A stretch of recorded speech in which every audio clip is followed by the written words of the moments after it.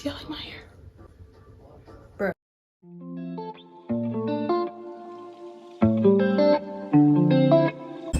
Hey y'all, my name is Fali, aka Faye, aka Faye Lee. Welcome to my channel, guys. Yeah, welcome. I want to give y'all all my business, but yeah, I was born in Haiti. Came here when I was probably like 6 or 7 or something like that, and I've been here for about 30 years or something along those lines. I've been here most of my life, right? Anyway, I am a hairstylist slash business owner. I have been in the industry for about 17 years at this point. So don't be trying to do the math at how old I am, because it's none of your business. Anyway, I have just been, I don't want to say thriving, but I've been working my way through the industry because I am trying to create a legacy through all this.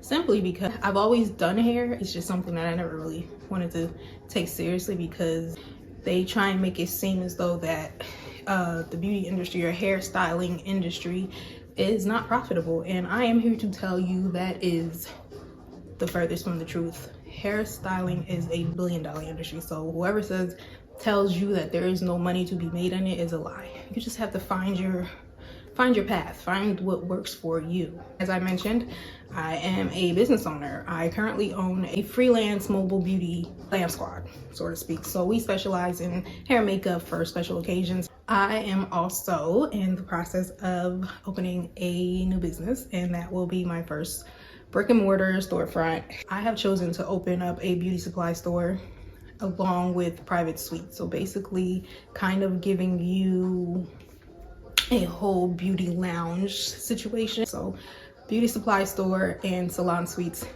put together, best of both worlds. So we are looking to open soon.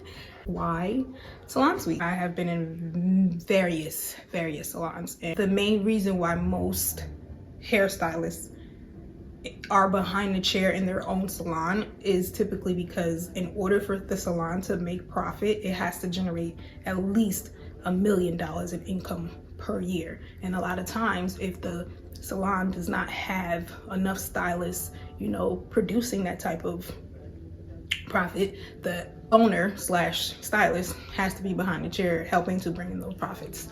That is one thing that I wanted to kind of eliminate, because my whole thing is, once I opened up my own salon, I did not want to have to be behind that chair. I wanted to do it if I chose to. So basically where I really got the idea to, I've always wanted to do the suites. I always wanted my own salon, but like I said, the main reason was because of not wanting to be behind the chairs. So I remember watching this show on BET, I forgot the name of it, but it was basically showcasing a group of artists, from makeup artists, hairstylists, all of that, in one place. They all had their own little private suites, but they all came collectively as a salon, but they all ran their own businesses, if that makes sense. But and then they also networked off of each other, and I loved that idea. So I always knew one day I would kind of create something along those lines. So fast forward to the pandemic, and everything shut down, right?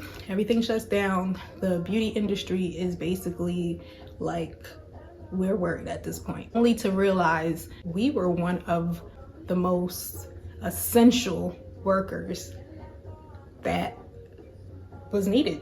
My freelance business skyrocketed. Like, prior to the pandemic, I was in a salon, and I made the decision not to go back to the salon, which was probably the best decision I could have made, because it allowed me to reprogram my brain to think about how I wanted to solidify my longevity in this industry without, I don't want to say killing myself, but basically I had gotten to a point where I was so busy, which was I was grateful for, but I was getting burnt out.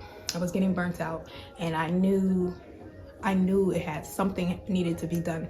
And during that time, my life was literally just completely being turned upside down. So I really started to brainstorm to kind of figure out, okay, what's my next move? How can I position myself to where I am not getting to the stage of burnt out, but making great money? You get what I'm saying? Because I feel like that's where the balance comes from. Sometimes in this industry, us really understanding how to take on the proper workload and, you know, keeping it to where the income is sufficient, but we're not burnt out. As I mentioned before, I always wanted to have my own salon. I just didn't know how I wanted to do it. Fast forward to after the pandemic, that's when I started to hear more and more about the salon suites. That's when I kind of knew this was my chance to kind of go for it in a way. The opportunity had presented itself and I had the funds, and I had never been in this situation and never experienced or done anything of this magnitude before. I just knew this was the time for me to do it. So here we are today, and I am literally in the midst of getting all of this done. So we are in the process of opening the suites. They're about to start getting the groundwork, basically breaking ground, I guess you can say. And I couldn't be more excited, and I couldn't be more nervous. It's like all, as I mentioned, oh my God, the emotions.